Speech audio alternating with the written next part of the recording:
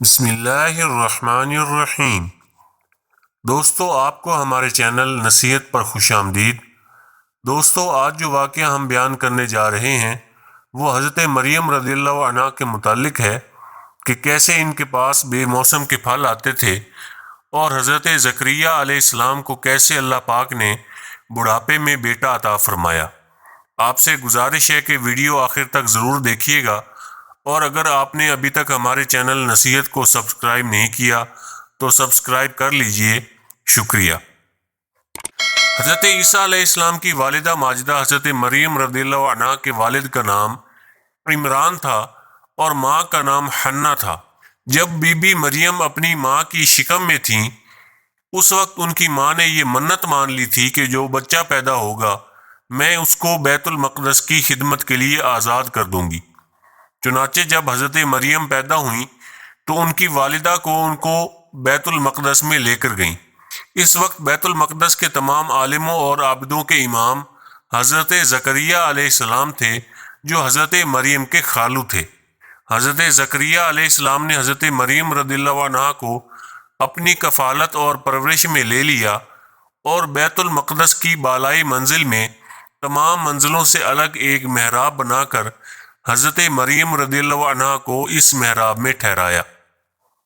چنانچہ حضرت مریم رضی اللہ عنہا اس محراب میں اکیلی خدا کی عبادت میں مصروف رہنے لگیں، اور حضرت زکریا علیہ السلام صبح و شام محراب میں ان کی خبر گیری کرتے اور کھانے پینے کا انتظام کرنے کے لیے آتے جاتے رہتے۔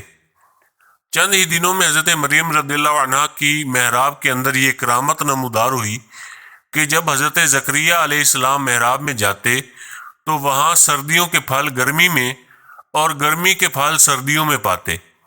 حضرت زکریا علیہ السلام حیران ہو کر پوچھتے کہ اے مریم، یہ پھل کہاں سے تمہارے پاس آتے ہیں؟ تو حضرت مریم رضی اللہ عنہا کا یہ جواب دیتی کہ یہ پھل اللہ کی طرف سے آتے ہیں، اور اللہ جس کو چاہتا ہے بلا حساب روزی عطا فرماتا ہے۔ حضرت زکریا علیہ السلام کو خداوند قدوس نے نبوت کے شرف سے نوازا تھا، مگر ان کے کوئی اولاد نہ تھی اور وہ بالکل ضعیف ہو چکے تھے۔ برسوں سے ان کے دل میں فرزند کی تمنا موجزن تھی، اور بارہا انہوں نے گڑ گڑا کر خدا سے اولاد نرینہ کے لیے دعا بھی مانگی تھی، مگر خدا کی شان بے نیازی کے باوجود اس کے اب تک ان کو کوئی فرزند نہ ملا تھا۔ جب انہوں نے حضرت مریم رضی اللہ عنہا کی محراب میں یہ کرامت دیکھی کہ اس جگہ بے موسم کے پھل آتے ہیں، تو اس وقت ان کے دل میں یہ خیال آیا کہ میری عمر اب اتنی ضعیف ہو چکی ہے کہ اولاد کے پھل کا موسم ختم ہو چکا ہے، مگر وہ اللہ جو حضرت مریم کی محراب میں بے موسم کے پھل عطا فرماتا ہے، وہ قادر ہے کہ مجھے بھی بے موسم کی اولاد کا پھل عطا فرمائے۔ چنانچہ آپ نے محراب مریم میں دعا مانگی اور آپ کی دعا مقبول ہوئی، اور اللہ تعالیٰ نے بڑھاپے میں آپ کو ایک فرزند عطا فرمایا جس کا نام خود خداوند عالم نے یحییٰ رکھا، اور اللہ تعالیٰ نے ان کو بھی نبوت کا شرف عطا فرمایا۔ قرآن مجید میں خداوند قدوس نے اس واقعہ کو اس طرح بیان فرمایا۔ ترجمہ: جب زکریا اس کے پاس اس کی نماز پڑھنے کی جگہ جاتے، اس کے پاس نیا رزق پاتے، کہا اے مریم، یہ تیرے پاس کہاں سے آیا؟ بولی وہ اللہ کے پاس سے ہے، بے شک اللہ جسے چاہے بے گنتی دے۔ یہاں پکارا زکریا اپنے رب کو، بولا اے رب میرے، مجھے اپنے پاس سے دے ستھری اولاد، بے شک تو ہی دعا سننے والا۔ فرشتوں نے اسے آواز دی اور وہ اپنی نماز کی جگہ کھڑا نماز پڑھ رہا تھا، بے شک اللہ آپ کو خوشخبری دیتا ہے یحییٰ کا، جو اللہ کی طرف کے ایک کلمہ کی تصدیق کرے گا، اور سردار ہمیشہ کے لیے، عورتوں سے بچنے والا اور نبی ہمارے خاصوں میں سے۔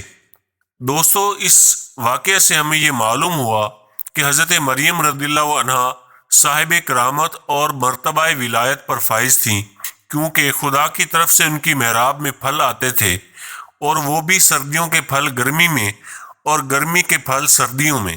یہ ان کی بہت ہی عظیم الشان اور واضح کرامت ہے جو ان کی ولایت کی شاہد عدل ہے۔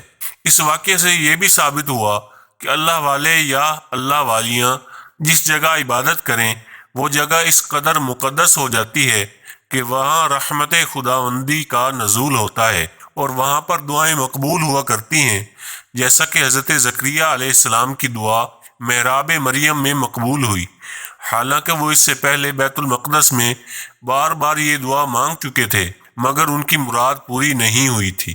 دوستو، اگر آپ کو یہ ہماری ویڈیو پسند آئی ہے تو اسے لائک اور شیئر کر دیں، اور مزید اسلامی معلوماتی ویڈیوز دیکھنے کے لیے ہمارے چینل نصیحت کو سبسکرائب کر لیں۔